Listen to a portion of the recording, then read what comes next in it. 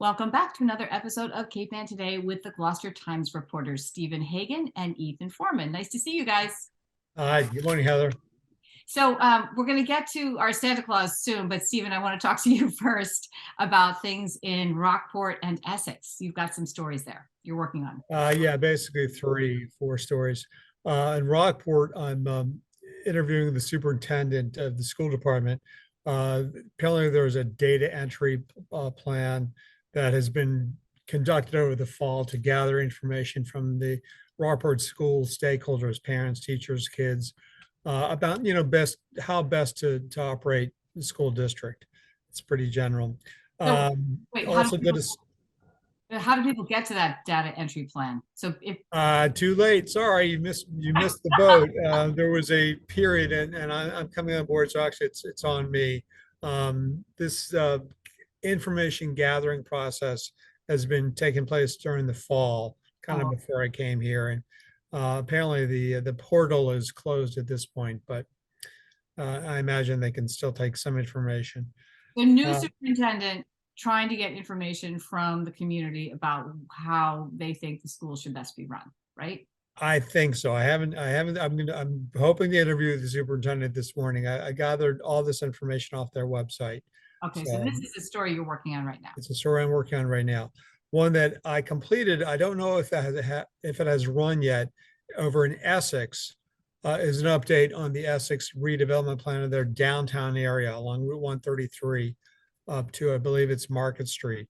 And they're obviously working on that bridge over the water there, the causeway.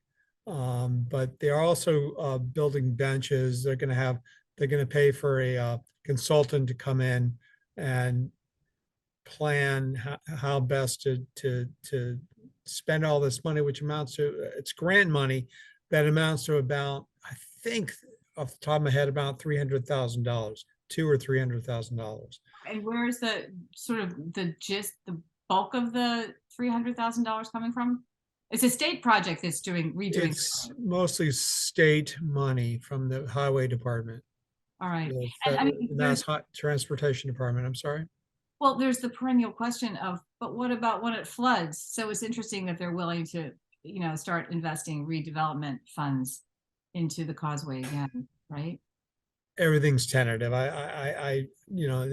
Especially for me, I'm not really sure I'm speaking properly about this, but yeah, you are the new reporter. We know that. Right.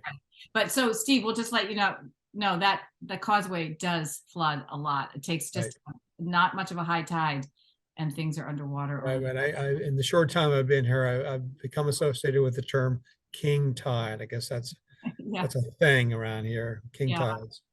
Yeah. So anyway, but the town is directing these funds and making choices. Are the selectmen are making decisions about how the money will be spent? Correct. Yeah. All right. I know there's the last story that I filed. I'm not sure if it's run yet. I don't think it has. In Rockport, there's an emergence of a group that's encouraging democratic action in town. I guess that there have been a number of people who have been dissatisfied with the town meetings and the way meetings are conducted in Rockport in Rockport in general. So they've created this ground roots group, which also part of the puzzle includes right now they have, according to what the organizers have told me, they have about 40 people that are part of this group. They want 200. And what they're going to do is they're going to assign stories to these people to go out and cover for their website.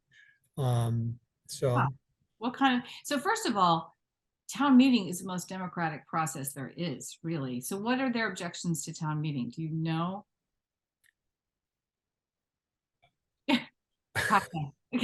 That's all right. You're working on that story too, right? Right. Yeah. All right. That's a question that you could answer for me. And what's the angle of the stories they're looking for when you say they're going out looking for stories? Well, it's another thing that's I'm gonna follow up with that, but that's part of one of the things they want to do. Okay. They want this cadre of this group of people to go out I'm not really sure exactly what that means, but they want them to write stories for their website. I'm presuming they're regarding the democratic process, Right. their experiences, what they see, any problems they might come up with. Good. Well, it's good to see citizens concerned about democracy. That's what I say. Absolutely. Right. Okay. So thank you so much, Stephen. I'm going to call you Santa Claus today. You're just so, you really should play the role someplace, Ethan. I was hoping. Yeah. No one asked me. Yeah. Well, I'm sure there'll be a line of little children waiting to tell you their, secrets about Christmas morning someplace. They want Xboxes and Yeah, right. American Girl dolls. I don't know whatever kids want nowadays. I want a phone. Yeah, right. So what's happening in Gloucester this week? Well, I don't have a segue from what Stephen was talking about, but we're talking about King Tide. Yeah. And so I'm working on a story. National Grid is monitoring a potential for an impactful storm. I think that'll be taking place while this is airing. Yeah, we're talking on Thursday, but yeah. It's going to be, so, look out for 60-mile-an-hour winds. Yeah. Friday from the south and southeast. And the city of Gloucester's warning people a little bit about that. So I'm working on that. Interesting. And what they want you to do is they want you to report outages directly to the National Grid. That way they can track what's going on. I'll give you a number, 800-322-3223. That's 800-322-3223 for an electric outage. Okay. And that's the customer service, and the outage reporting hotline is 800-465-1212. So that's 800-465-1212. So if you get an outage, you're watching this and all of a sudden the screen goes blank, get on your phone and dial those numbers. Yeah. Okay. But the possibility is that to be serious is that it could be flooding. So it's coming up from the southeast. Yeah. So we're just gonna keep it just in a little story. Going to talk to the fire chief today.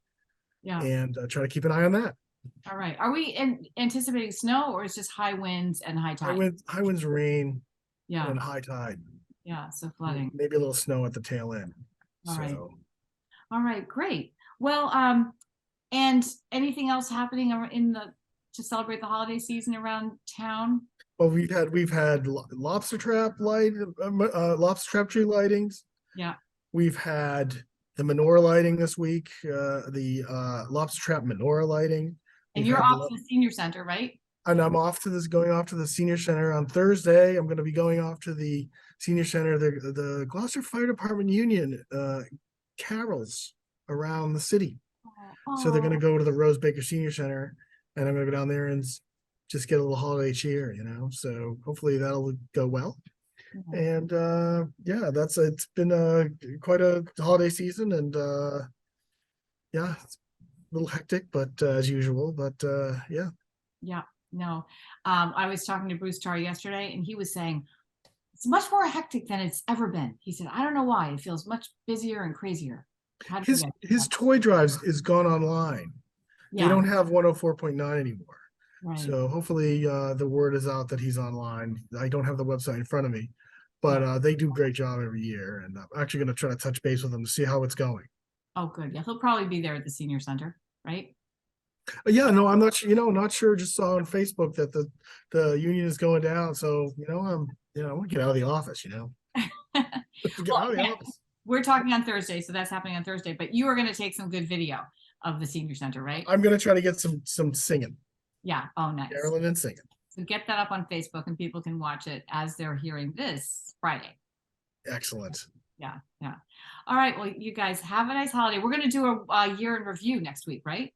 Yeah, I'm hoping to do. We're going to talk about some of the stories that I've been in Gloucester for a little over a year.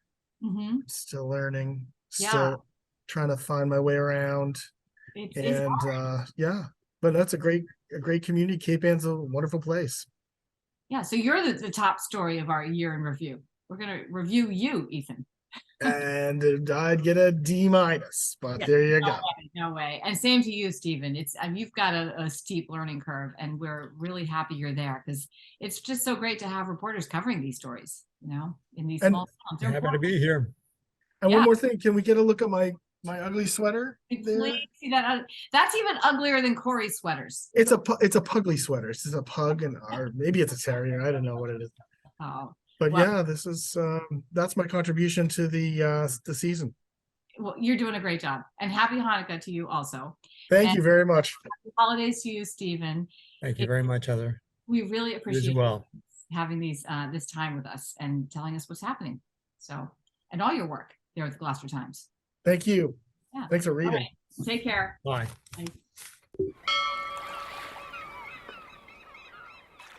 Interested in a sponsorship? Email sponsor@1623studios.org to learn more.